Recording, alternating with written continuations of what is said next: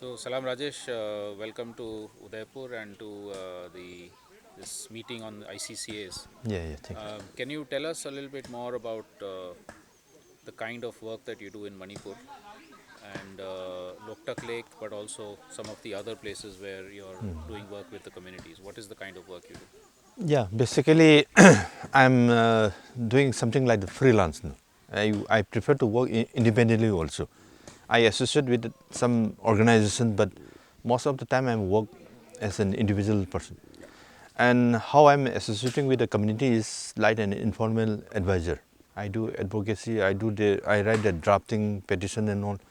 And because I'm also in some of the government committees, Okay. the local community feel that if they come to me, then I can talk to the government directly. Okay. Because they can't meet the chief minister, I can meet the chief minister. Yeah. So it's an advantage for me. And I work with fishing community in a lake called Loktak. Yes. It's a freshwater lake. Yeah. Then I also work with tribal communities in the uplands. Okay. So with Loktak, it has been a continuous process for the last 20, 30 years. Problem has started after this Loktak hydro project came up in 1983. Loktak is a very unique lake, right? So maybe Yes. just explain quickly what is its uniqueness. Basically, first it's a freshwater lake. Now it's a Ramsar site of international importance. And we have migratory waterfalls coming in from Europe, China, Mongolia for a winter nesting. Then its lake is linked with Manipur River, which is a tributary of the Chinwin Irrawaddy in western Burma. Okay. So fish from Bay of Bengal comes up through Chinwin, then to Manipur River, and they breed in Loktak and adjoining wetlands. So this fish coming up is the main source of livelihood and sustenance for thousands of people living around Loktak Lake. Then there are various different wetlands adjoining to Loktak. The fish also goes into Imphal. They come upstream along the Manipur River Like right up to Imphal. okay, right. There are some places very near central Imphal, Yeah. near the state capital where they breed. Okay. Some fish species like eel, and we have a very tasty fish called khabak in local language. Okay. And what else is also? I heard there's an endangered species of deer. No? Yeah, this is in southern portion of the Loktak. It's in a place called Kabilamjau National Park. This Manipur Brow-antlered deer is deer. It's listed in the IUCN Red List. Then we have wild boar, hog deer, then common otter and all. But what is happening right now is I'm going back again to the Loktak project. Because of Loktak project, they have constructed a barrage at Ithai village. This is at the confluence of Manipur River and Khunga River. And because of this barrage, water flow has been stopped. Okay. So Loktak and the adjoining lakes have become like a pond. Water is stagnant, there's no flow, and because of this, hydrological regime of lake and Manipur River has changed drastically. It has become like a pond. So because of this, we have lost our indigenous fish species, which used to come upstream from Chinwin. Then because of this floating biomass has become thinner every year. Once biomass, usually it depth is around 5 meter This is and what's called the Pumdi. Pumdi. And one big biomass could support the weight of a buffalo Oh. 30, 40 years back. But now they can't support the weight of this deer. Achha. So because Pumdi is becoming thinner, in Kabilamjau National Park, we have the problem of deer finding safe refuge. Most of the deer dying is by drowning. So when they jump from one biomass to another biomass, and if it happens that it's a very thin biomass, they get stuck there and they drown and die. So what is it that you're trying to do now with the community? Basically for Loktak Lake, problem which main issue is livelihoods. Livelihood because fish population has declined because of this blockage by Ithai Barrage. So Loktak is a Ramsar site and is protected by the Manipur Loktak Lake Protection Act. But because we feel and we see that government of Manipur has no proper agenda or policy for conservation or rehabilitation of the local people, we feel that we have to come out ourselves. So community in 2011 we formed this all Loktak Lake Areas Fishermen Union. Okay. It's a union comprising of 27 villages all around the lake. So this union has taken on their own that we have to conserve the lake, then rejuvenate the fish population because we have to survive. So recently, just about half a month back, we had a meeting. Then we declared, we called a press and we declared that now we are conserving a small portion of the lake as a fish sanctuary. This will be controlled by the Fishermen's Union. Okay. So this would be like a community conserved area. It's a Nice. completely community initiative. Right. So entire control will be by the community and they will decide when to have this close season. So May, June, July will be the close season. So people will be asked not to catch the small fingerlings. And so then we are thinking that in these 3 months of close season, then what to do with these fishermen. So we'll think about different alternatives, livelihood alternatives, Such as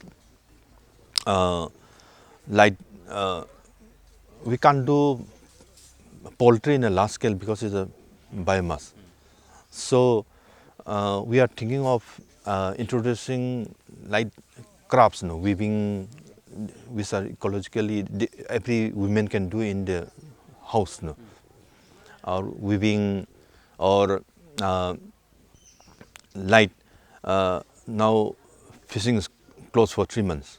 So we are thinking that introducing and rejuvenating this aquatic vegetation so that people can go back to harvesting semi-aquatic and terrestrial aquatic vegetation, which they can use it as food and which they can earn money taking. can you also do some community-based ecotourism or Yeah. in that season? When we are speaking of tourism, government has a policy of bringing in tourism in the Loktak area. But the sense of tourism is something which we don't agree. They are talking of lake cities Okay. where concrete and diesel operated motor vehicles are coming. So we have strictly opposed that you cannot do that. Our concept of ecotourism is that we use the floating biomass. We build small huts with proper wash toilets and all, so that people can come and stay overnight, enjoy the local food, and with the small payments for rent and all, so community get earn something. And the community will demonstrate the traditional way of fishing, small payments. So a sort of ecosystem that doesn't destroy the ecology of the lake at all. It goes in harmony with the lake. And is also beneficial for the local people. Yes. And it will be controlled by the community themselves also. Okay. Salam, and then you said you're also working with people in the In hills. the So hills what is also. that work? Basically, my profession as a journalist took me to all these hill areas. Then slowly, because for myself, I wanted to be going around hill, staying overnight. Then they started bringing their problems to me. They didn't know anybody in Imphal with whom they can talk and discuss their problem. So because I was open out, they came to me, and then I started again doing the draftings and all, petitions to the government and all. These are Naga tribes or also others? In a way, you can say that I associate with all 36 tribes in Manipur. Okay. Somehow or other I'm associated, but at the moment I'm restricting myself to about 6 or 7 tribes. I cannot handle all of everybody. So right now at the moment I'm working with Tanghul tribe in a village called Chadong in Kamjong district. This borders Burma. So here what we are doing is there's 7 villages around the area where I'm trying to work. So I have taken 2 years to talk to these villages now. And fortunately about 3 months back they agreed to form an association of the 7 villages. and any decision regarding their own or a government policy will be decided by this association. So So this is like trying to attempt more direct democracy yes, rather than allow only the government to take decisions. yeah. Okay. So if But decisions about what? if the government has a tourism policy and they want to do tourism in that area, then they must approach this association first. Because in this association, the village chiefs, village chairmen are there. Yeah. So basically, I'm taking in this village authority inside this association. Okay. So their word is that command, their command is there in that area, because our uplands are community control area. And without the community's consent, government just cannot come in like that. So what, after forming this association, I'm trying to bring these people to a meeting. 7 villages agreed to one point that we have a forest area, a slightly undisturbed forest area about 4 kilometers long.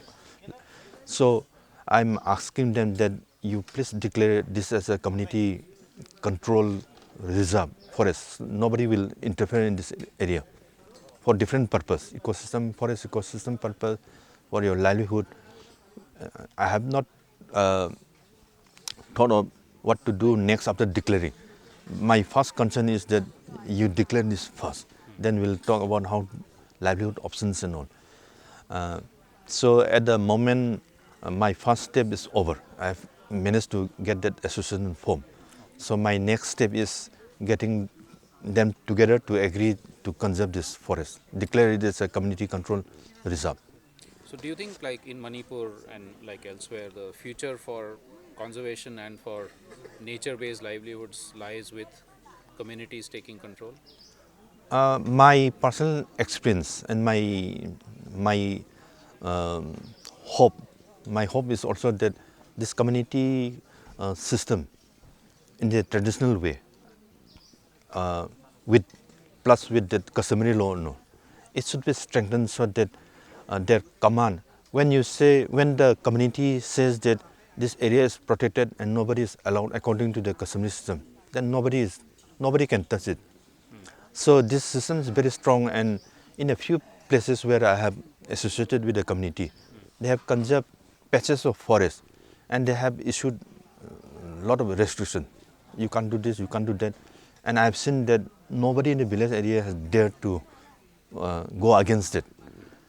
They have also imposed a series of penalties. A forest patch is declared as protected, so they issue this form of penalty. So a first-time offender going against the directive of the community, and he cuts down a tree, big or small, then he is caught and he is brought to judgment, and he, as a first-time offender, he is fined rupees 500.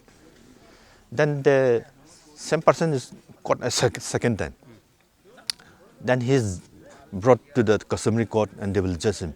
For the second time offender, the penalty goes to rupees 1,000. Then the same person is caught a third time. Then that penalty goes to 3,000 to 5,000. This is one system. Another system is there's a traditional form of issuing penalty, which is very effective and which I try to encourage. We have a system called Y. It's a measurement of the hen like this, and the kind you have to pay in pick. So this is a measurement of the pick around the neck. You measure it like this. It is 1Y. So this is for a first-time offender. So the same person commits a second offense. This one will be the next for is 2Ys. So your hand becomes a little wider. Then the same person commits a third offense. Then it comes to 3 to 5Ys according to his crime. It's a huge tree, then it's 5Ys. So at the measurement of 5Ys like this, it almost equal to a full-grown pig. No? And a full-grown pig, in terms of money, will come to 14, 15, 16,000. So a villager cannot afford that kind of punishment. So most of the time, nobody will go beyond that first penalty.